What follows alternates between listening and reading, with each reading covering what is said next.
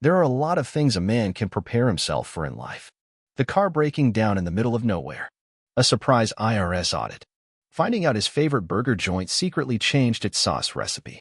What he can't prepare for, what no one warns him about, is standing in the middle of his garage, staring at a 3-foot-tall, poorly wrapped, neon green gift box with a card on top that just says, "Nathan, I'm sorry." Now, I'm not a man who gets a lot of gifts. In fact, the last time someone surprised me with anything, it was my dentist casually announcing I needed a root canal. So, seeing this thing sitting in my garage, wrapped in crinkled paper like someone had a personal vendetta against Scotch tape, did not fill me with excitement. It filled me with a very specific kind of dread. The kind you feel when you realize your wife, Joyce, is behind this, and Joyce is not the type to leave random, "I'm sorry" gifts unless she has done something that requires me to be heavily distracted while she explains it. I stood there, arms crossed, staring at the box like it might grow teeth and lunge at me. Because in my experience, anything wrapped in bright colors and labeled, "I'm sorry," is never a good thing. I leaned in, hesitated, then finally reached for the card. It was one of those cheap drugstore ones with glitter that would haunt my fingers for days. Inside, Joyce's loopy handwriting read, "Nathan, please just open the gift first. Then we'll talk. Love, Joyce." Now, here's the thing. Most men, smart men, would see a note like this and immediately file for witness protection. But me? No, I had to be the kind of guy who lets curiosity drive him straight off a cliff. So, against my better judgment, I tore into the neon green paper, sending shreds of it flying across my garage. And then I just stood there. Because inside the box, stuffed inside like some kind of unhinged magic trick, was a suitcase. And not just any suitcase. My suitcase. The one I'd taken on our honeymoon. The one I'd used on every work trip for the last 5 years. The one I had last seen inside our bedroom closet. I frowned, flipping open the latch.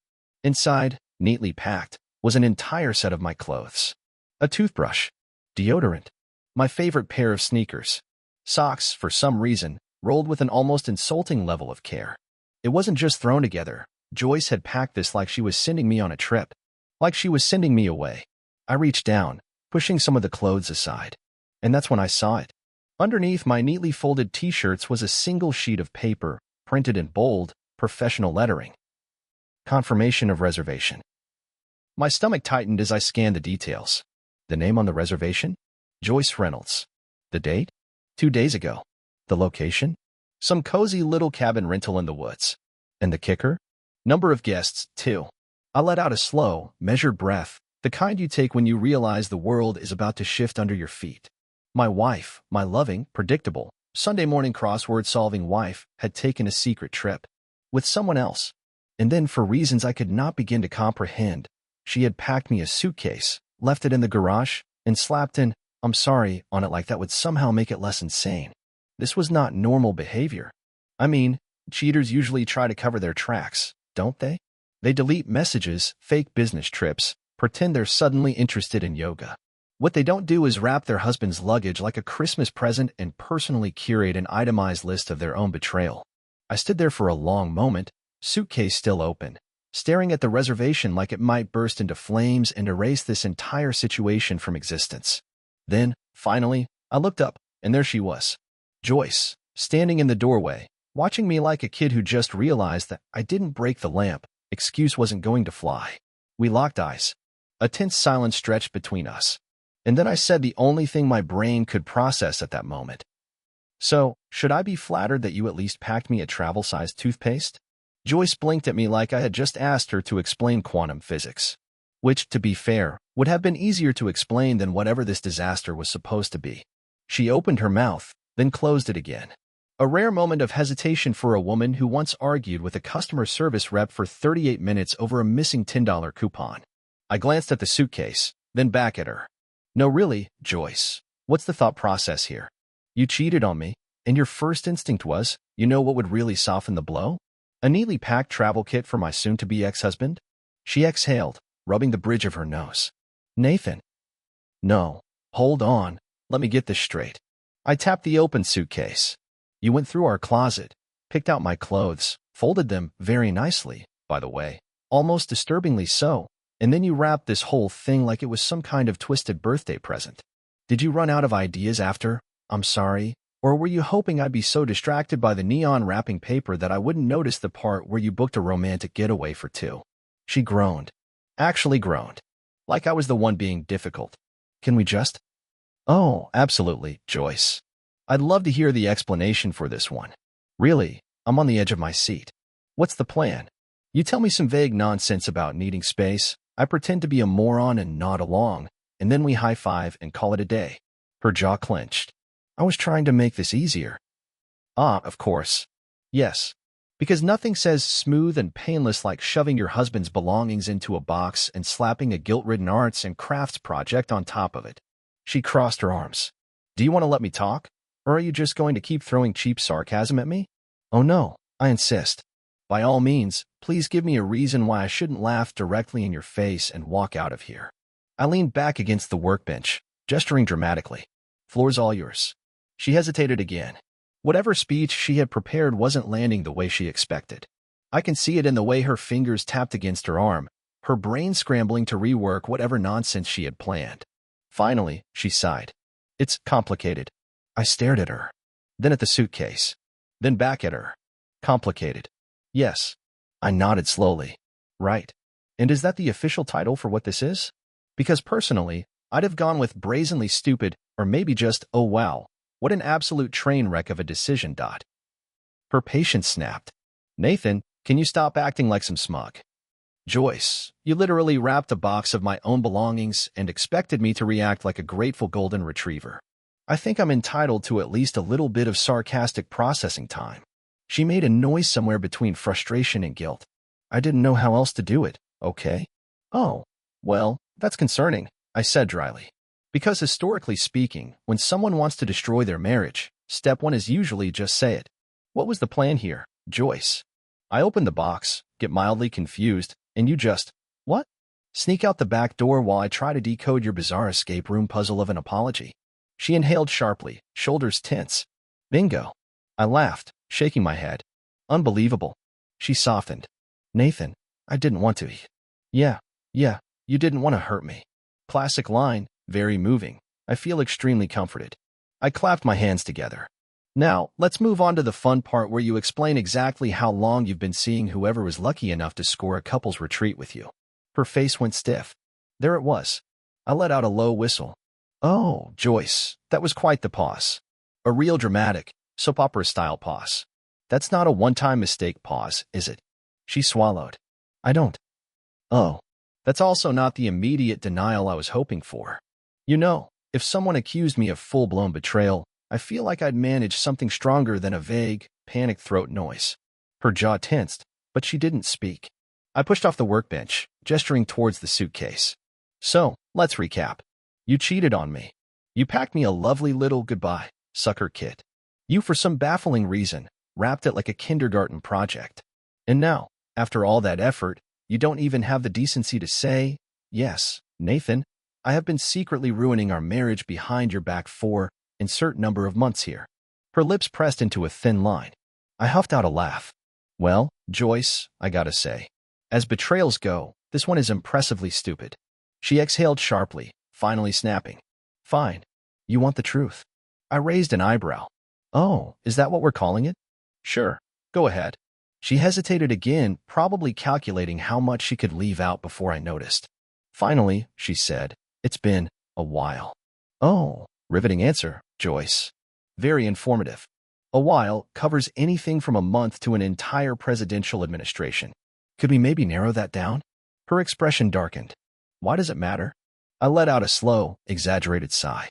Oh, I don't know, Joyce. Maybe because I was under the impression that I was married, and not just an unknowing placeholder while you conducted a side quest. She looked away. I didn't plan for this to happen. Oh, right. You just tripped and fell into an extramarital affair. Happens to the best of us. She didn't answer. I studied her for a moment, then shook my head. Well, you really thought I was going to be too overwhelmed by the theatrics to actually ask questions, didn't you?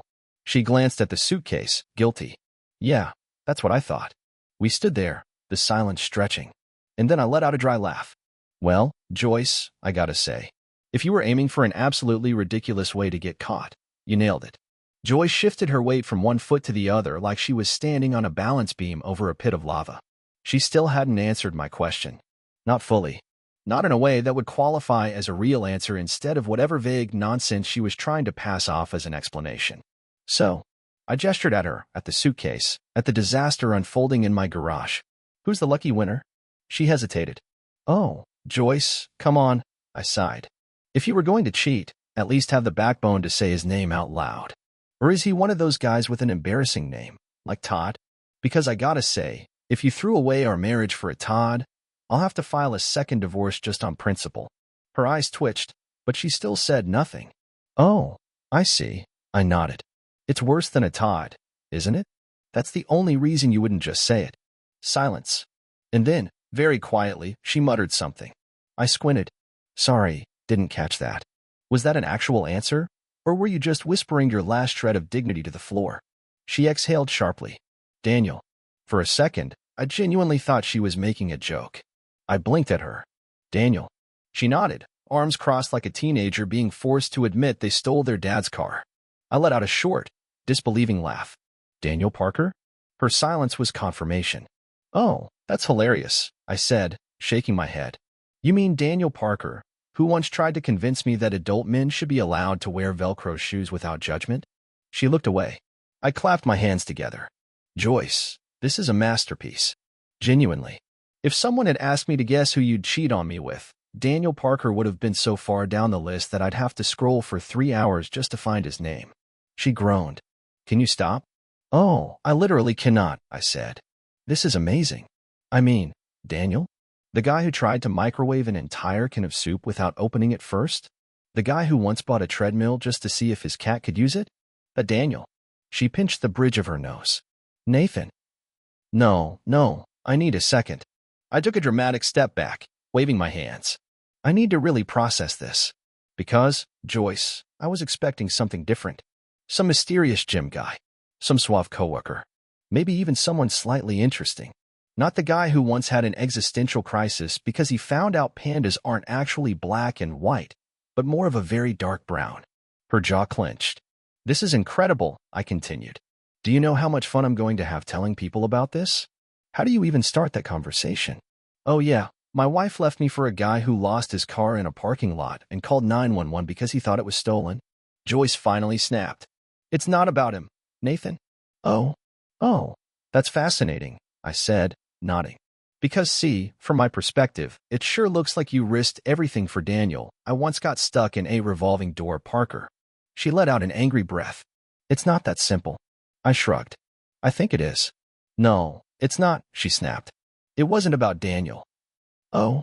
He just happened to be there when you tripped and fell into a romantic getaway for two.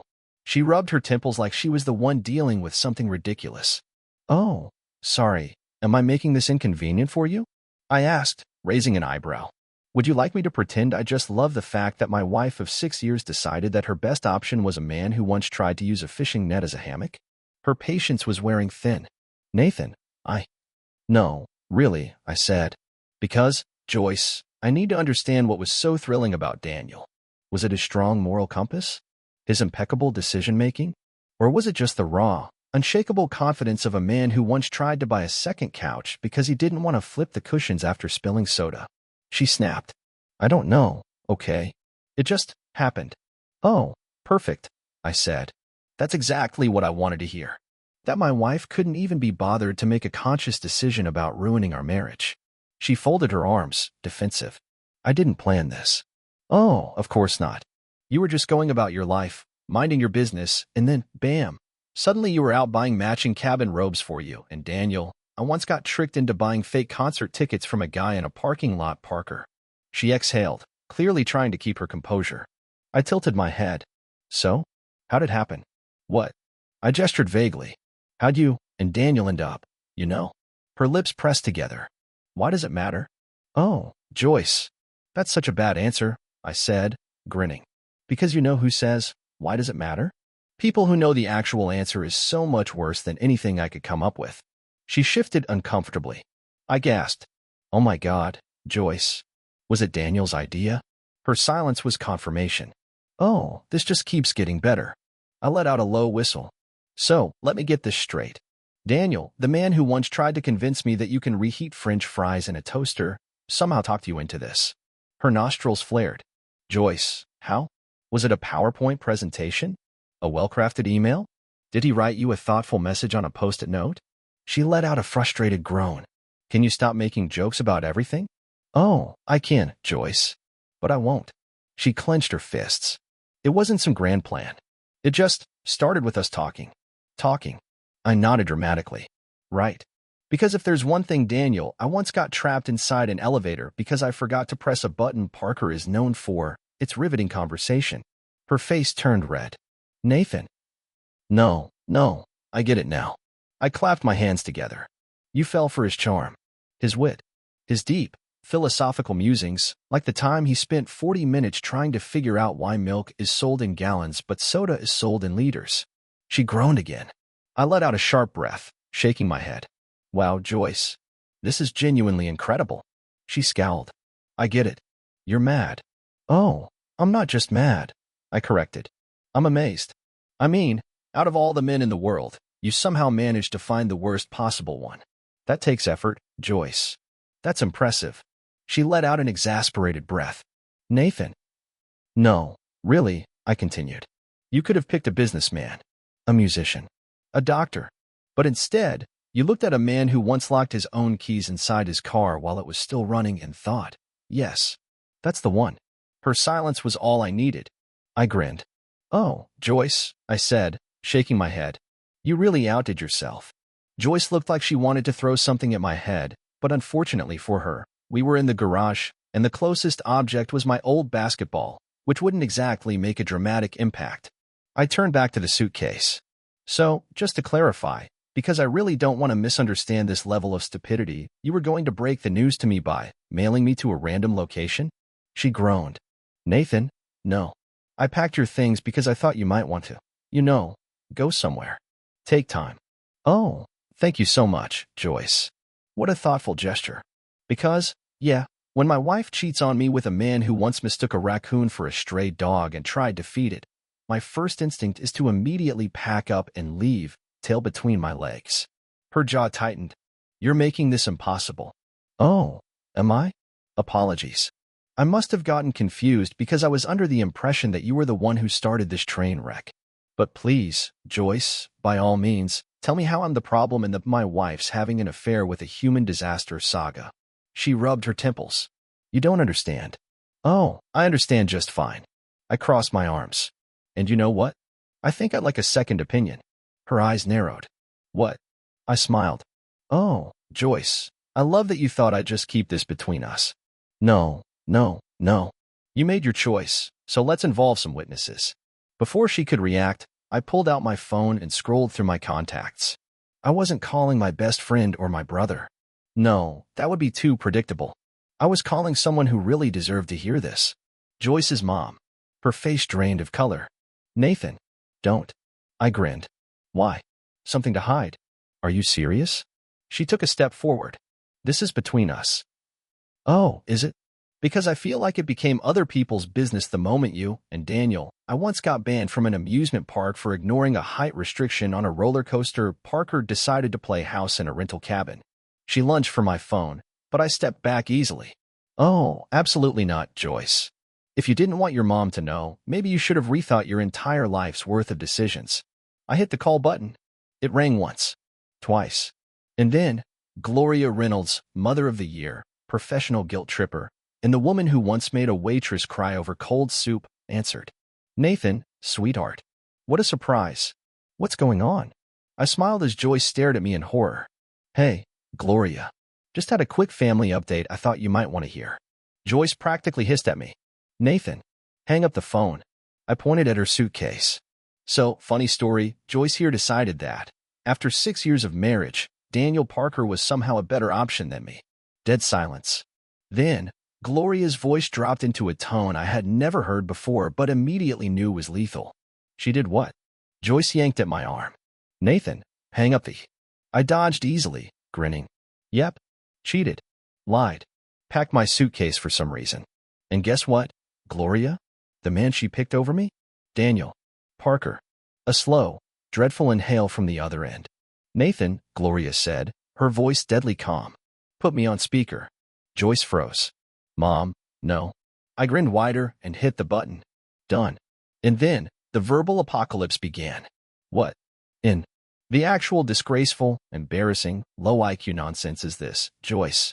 Gloria snapped, her voice reaching a frequency that probably shattered a few wine glasses in her kitchen. Daniel Parker? The man who once flooded my entire basement because he thought a quick fix for a clogged pipe involved stuffing it with paper towels? That Daniel Parker. Joyce paled. Mom, it's not. Oh, don't you dare, Gloria seethed. You have spent years complaining about Daniel. Years telling me how you couldn't stand him. And now what? You're dating him. Joyce opened her mouth, but Gloria wasn't done. Explain this to me, Joyce. Because I'm struggling. I'm really struggling to understand how my daughter, a college graduate, a woman with functioning brain cells, looked at Daniel Parker, who once tried to return a toaster to the vet because he thought it was a malfunctioning pet feeder. And said, yes, this is the man I will risk my entire marriage for. Joyce clenched her fists. Mom, this is not your business. Oh, yes it is, Gloria shot back. Because guess what, Joyce? You just embarrassed me. You know how many times I've told my friends how lucky you were to have Nathan? How I actually like my son-in-law for once.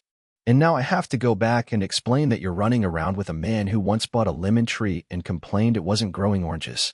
I burst out laughing. Joyce shot me a glare that could have melted steel. Nathan, you are. Gloria steamrolled over her. Joyce, I swear to God, if you don't fix this, I will put your childhood diary on Facebook. Joyce went stiff.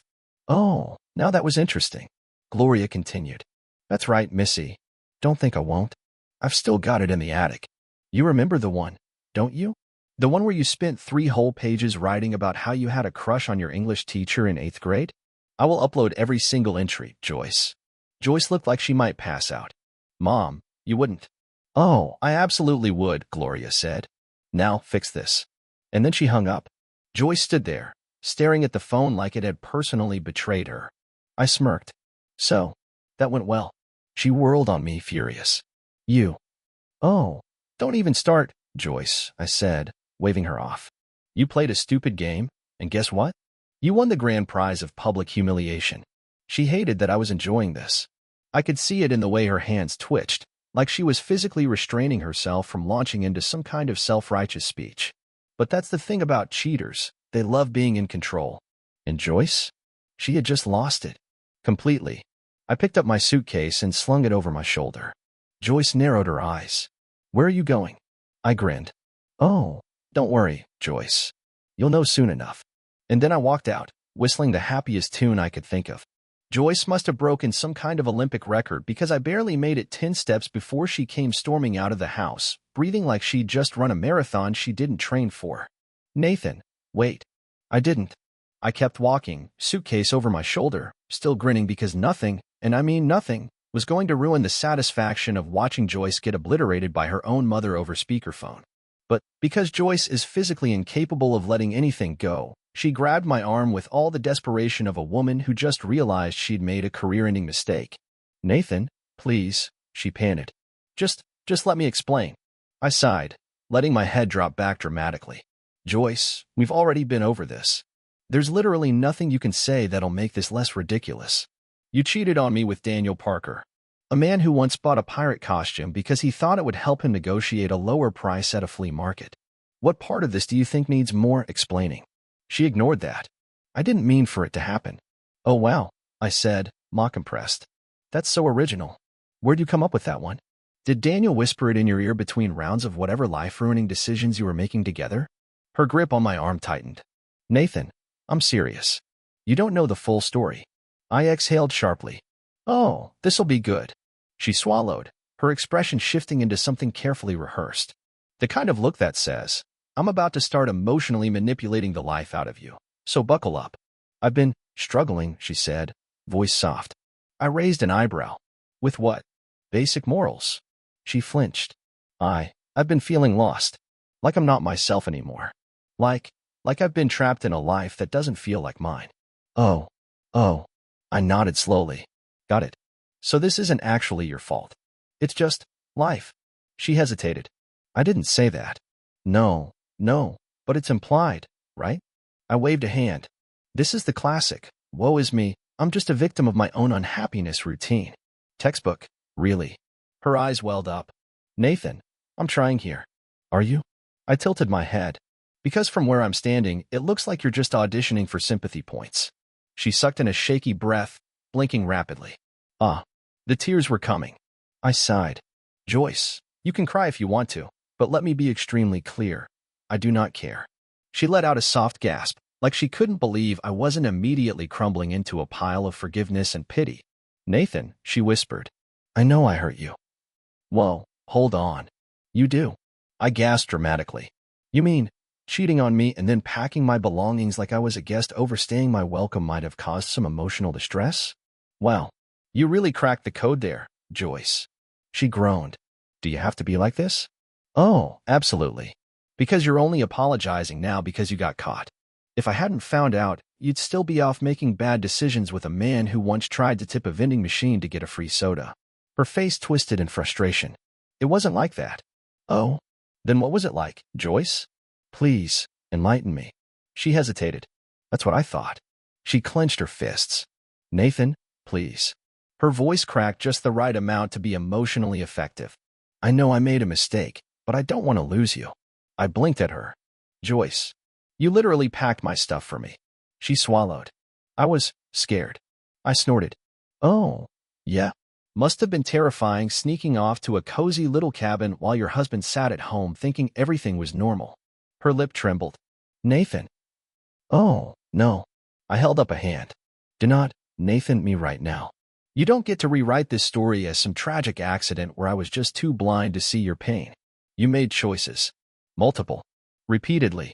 And now, because your perfect little plan blew up in your face, you want me to suddenly believe that you're the real victim here. Her voice cracked again. I still love you. I let out a slow, dramatic whistle. Wow, that is some bold dialogue. I still love you, says the woman who was actively scheduling a vacation with another man.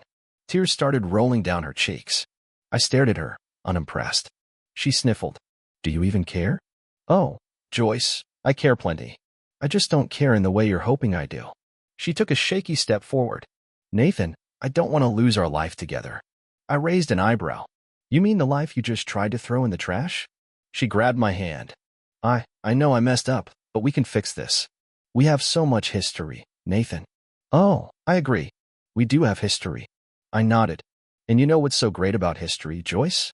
She blinked up at me, hopeful. It's in the past. The light in her eyes dimmed. I smiled. And that's exactly where you're staying. She let out a broken breath. You don't mean that. Oh, Joyce. I squeezed her hand. I absolutely do. She let go like I just burned her. I rolled my shoulders back, stretching. Anyway, this has been fun. I really enjoyed the part where you tried to guilt trip me into ignoring reality. She looked pale. Nathan. I cut her off. Nope. You had your turn. Now it's mine. She went silent. I picked up my suitcase again. Now, if you'll excuse me, I have a fantastic next step planned. She frowned. What does that mean? I smirked. Oh, don't worry. You'll find out soon enough. And with that, I walked away, leaving her standing in the driveway, crying just a little too late. Joyce wasn't the type to give up easily. She had spent our entire marriage perfecting the art of getting her way, whether it was through guilt, frustration, or sheer, relentless persistence. She had a way of wearing people down until they just let her win for the sake of peace. But I was done playing her games. I had barely made it to my car when she came running after me again, her voice wobbling between desperation and determination. Nathan, you can't just leave like this. We need to talk. Oh, absolutely not. I pulled open my car door. I already sat through the greatest hits album of Why Joyce Isn't Actually the Villain, and honestly, I didn't love the soundtrack. She grabbed the door, keeping it from closing. Nathan, please, I'm begging you. I know I messed up, but we can work through this. I laughed. Joyce, you didn't forget to take out the trash. You didn't accidentally overspend on Amazon. You had a full-blown affair and tried to soft-launch my eviction like I was a bad roommate instead of your husband. Her breath hitched. I wasn't thinking straight. Oh, clearly. I nodded. Because no fully functional brain looks at Daniel Parker, a man who once tried to install a ceiling fan without turning off the electricity and says, "Yes, this is my great escape." She swallowed, her grip tightening. "I don't want to lose you." I tilted my head. "You sure?" "Because I feel like you were pretty okay with that possibility 2 days ago when you were picking out which ugly rental cabin blanket to snuggle under with Daniel. I once got scammed by a fake Netflix subscription, Parker." Her face crumpled, but I didn't let it faze me. I had seen that expression before. It was the one she used when she wanted sympathy, when she wanted to look like she was too fragile to hold accountable. Not today. She took a deep breath, shifting tactics. "Nathan, I love you." I sighed dramatically. "Joyce, we are so far past that being relevant. I mean, come on. Where was that love when you were booking a reservation for 2? Her lip trembled. "I don't know why I did it." I blinked. "You don't know?" "Joyce, you planned a whole trip. What? Did your body just go on autopilot and accidentally sign up for an infidelity rewards program?" She sniffled, stepping closer. "Nathan, I was scared." "Oh, please. Of what?" "Monogamy." She pressed a hand to her chest like I had just insulted her great-grandmother's cooking. I was scared of being stuck. I thought maybe I needed to find myself again. I burst out laughing. "Oh, that is so funny. Because you know what most people do when they feel stuck? They take up a new hobby. Maybe go to therapy. What they don't do is play house with a man who once got his car booted for ignoring 6 months' worth of parking tickets." Tears rolled down her face. "Nathan, I can't lose you like this." "Oh, Joyce." I shook my head. "You lost me the second you thought I was stupid enough to accept an 'I'm sorry' wrapped in neon green paper." She let out a shaky breath. We have history." I raised an eyebrow. "And? So does Blockbuster, but I don't see anyone trying to bring that mess back." She let out a strangled noise of frustration. "I don't know how to fix this." I let out a sharp whistle. "Oh, finally. The first honest thing you've said all day." Her expression twisted. "So that's it? You're just walking away." I let out a thoughtful hum. Let's see. You lied. You cheated. You tried to make me disappear from my own life like I was some background character in your story. So yeah, Joyce, I think walking away is the bare minimum." She shook her head, stepping in front of me. "Nathan, I can change." I sighed, rubbing my chin. "Can you, though?" "Because I feel like real change requires actually understanding what you did wrong. And all I'm hearing from you is a bunch of vague nonsense about feeling stuck and needing to find yourself instead of a simple, 'I was selfish and made an awful decision.'" She opened her mouth, closed it, opened it again. I nodded. "See? You can't even say it. You don't actually regret what you did, Joyce. You just regret that you got caught." Her face twisted in panic. "Nathan, please, let's just who?" I stepped around her, throwing my suitcase in the back seat. "No, I'm done. I'm not going to be the guy who lets his wife wreck his life and then stays because she finally decided to cry about it." She let out a sharp breath, desperate now. "But what about?" "What about what, Joyce?" I spun around. "What do you think happens now? We pretend this didn't happen? We go back to our regular lives? You give me a sad little apology, and I just move on while you sit around secretly wishing I had been more like Daniel. I once tried to pay a toll booth with expired coupons, Parker." She swallowed hard, her shoulders trembling. I didn't let her finish. "I deserve better," I said simply. "And you?" "You deserve exactly what you built for yourself." Her breath hitched. "I don't want to be alone." I let out a low chuckle. "Then maybe you shouldn't have gambled your marriage on a man who once mistook a decorative rock for a buried treasure chest and spent 3 hours trying to dig it up." She shook her head, tears still falling. "Nathan." I got in my car and shut the door. For the first time in a long time, I felt completely, utterly free. She pounded on the window. "Nathan, please, just give me one more chance." I rolled it down just enough to look at her. Then, very calmly, I said, "Joyce." She sniffled. "What?" I smirked. "No." And with that, I rolled up the window, turned on the engine, and drove away, leaving her standing there in the driveway. Alone. Exactly how she made me feel long before she got caught. Thanks for watching. Rate the story in the comments. Subscribe to the channel